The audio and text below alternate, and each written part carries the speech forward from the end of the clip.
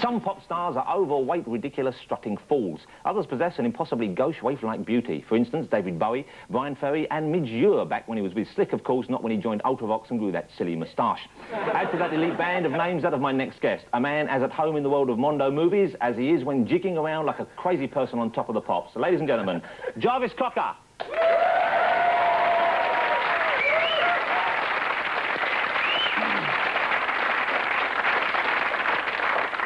Jarvis, thank you for being here because I'm a big fan of your music with your band Pulp. Thanks. That's okay. Very nice. Vic, You're not just saying that, are you? I'm not just saying that. Vic, would you like to say something nice to Jarvis? No, I was just saying it's very nice of you to point that out. Okay. Now, I believe you've always had an interest in movies generally, but science fiction movies as well. Is that correct? Oh, yeah, I mean, too much so, really. I mean, when I was a kid, I actually believed that in the future we would all be living on Mars and stuff like that. And consequently, I missed out on a lot of things that I should have done. Like, I never learned to ride a bike until I was about 23. Because I thought, well, you're not going to need a bike in space. I thought you were going to be on jetpacks. Yeah, that's it. So I never... And I can ride a bike now, and I like it, but... But I sincerely believe that... Because I used to get bought these annuals as well. I remember there was one called Peter Fairley's Space Annual, and it said... had all these pictures, like, of... you know, like domes on Mars and space stations, and it really seemed like, I mean, it was printed, you know what I mean, so it looked official. So I thought that, like, it was going to happen. What inventions did you see in movies that you really wanted to actually happen when you were growing up? Which stuff did you see that you really hoped would be a reality? Probably, like, Time Machine, you know, in that H.G. Wells film, and in fact, my granddad did make me one. I mean, it didn't work, but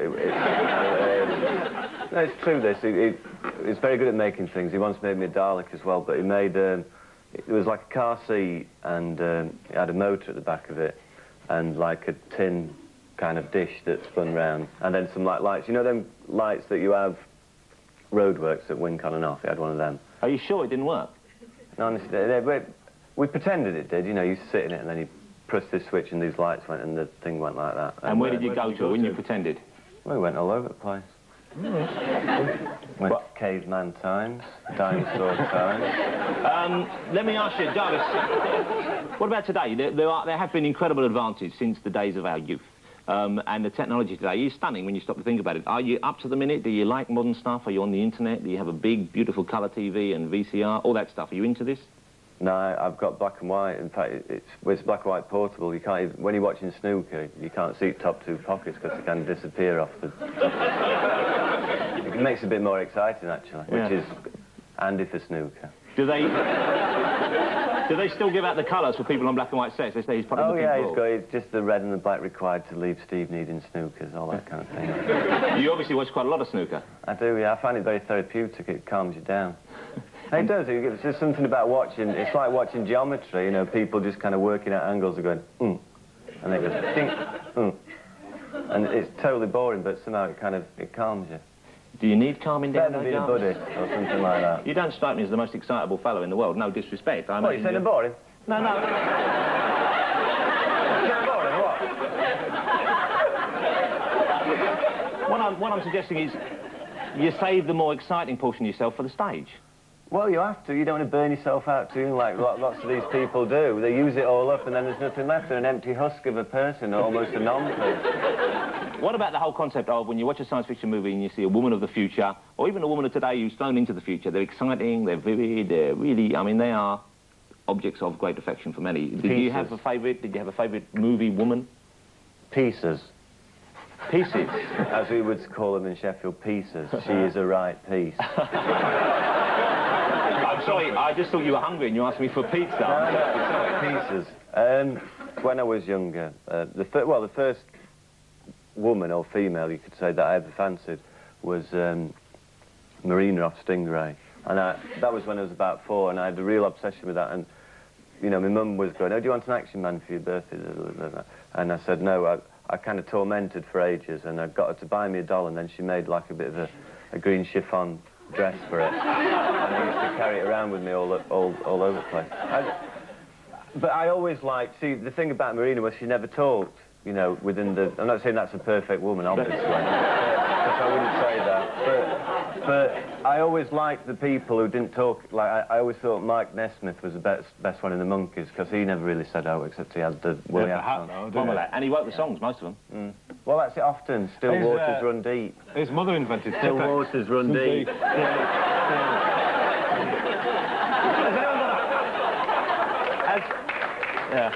Has anyone got a pen? I'd like to write that down. What was that again? Still waters run deep. That's bloody good, that is. I found out, and you've told us that you directed a film yourself back when in your student days. I'm afraid to say that I did, yeah. And you've kindly offered to show us. This must be, I suppose, a TV first, a clip from that film.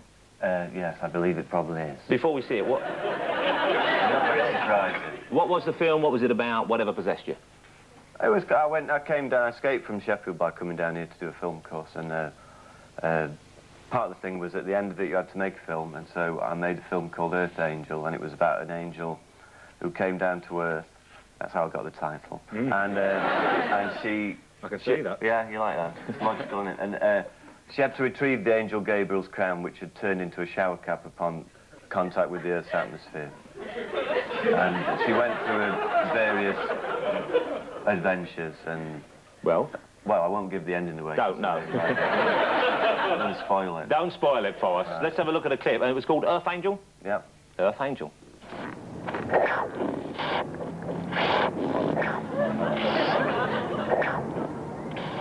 Chips, fish, or maybe a saveloy, Well, she's hungry at this point. gherkin, The Hungry Angel.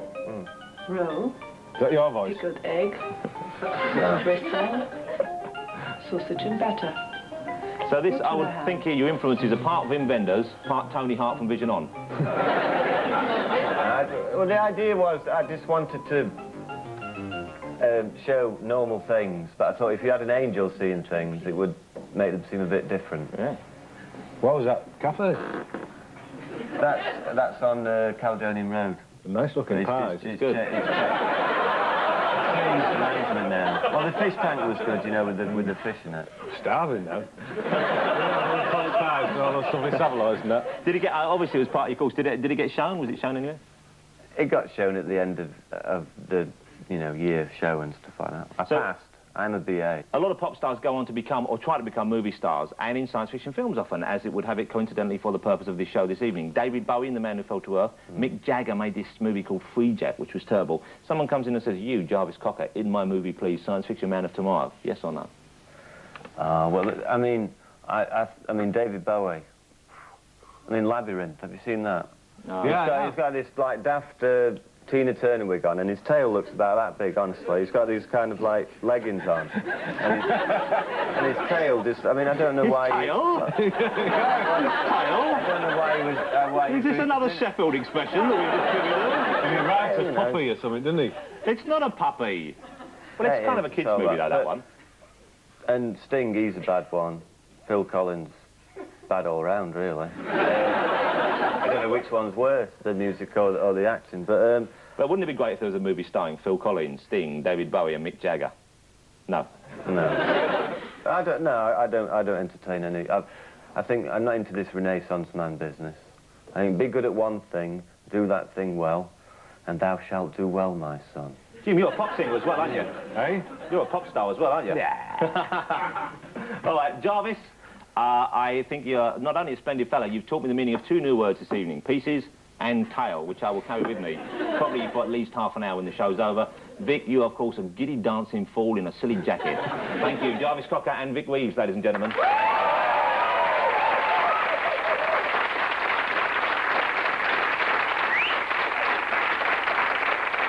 At the top of the show, I showed you a clip from a movie. Did either of you guess who that actor was in that movie I showed? Who was it, Jarvis?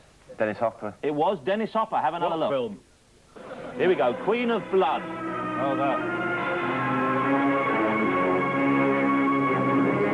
Oh, there he is. This show, like all other television transmissions, is even now travelling across the vast unknownness that is space, where it's being enjoyed by infinitely superior intelligent blobs, along with our many other Earth progs, although what they make of the lottery show is beyond me. My Mondo has once again crossed with your worldo, and I think that we are all better people for the experience. This week's showstopper is Laugh, Children Laugh from the film The Giant Gila Monster, but I'll leave you with the wise words of Elvis Presley from his 1965 film Tickle Me, when he said, A ride a day keeps the pounds away. Until we meet again, look to the stars, my friends. Look to the stars.